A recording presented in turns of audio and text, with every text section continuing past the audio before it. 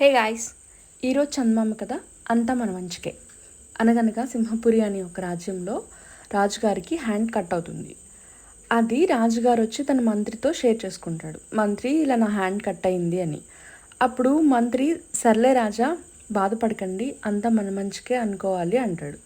అప్పుడు రాజుకి కోపం వచ్చి, ఎంత పొగరు నీకు, నా హ్యాండ్ కట్ అయితే అంతా మన మంచికే అంటావా అని ఇంకా మంత్రిని జైల్లో పెట్టేస్తారు.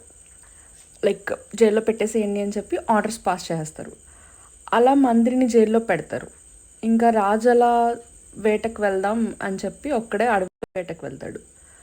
అక్కడ అడవి జాతి మనుషులు ఉంటారు కదా, వాళ్ళు ఏదో సంబరం చేసుకుంటూ ఉంటారు. రాజు అటుగా వెళ్ళడం చూసి, ఈ మనిషిని బలిద్దాం మన దేవతకి అని అందరూ చుట్టుముడతారు. అప్పుడు రాజు చేతికి గాయం చూసి, గాయం ఉన్న జీవి బలికి పనికిరాడు అని చెప్పి వదిలేస్తారు.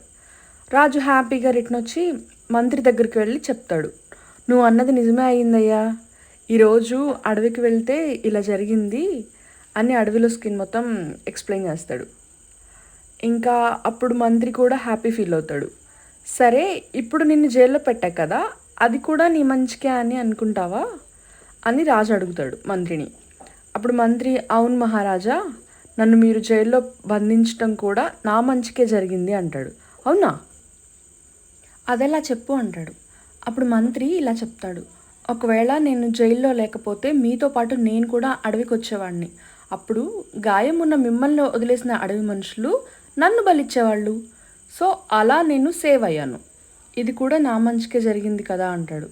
దానికి రాజు, అవునవును నిజమే అని మంత్రిని విడిపించుకొని తనతో తీసుకుని వెళ్తాడు.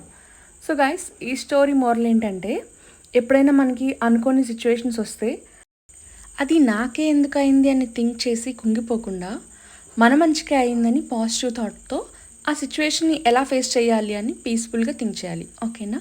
బాయ్.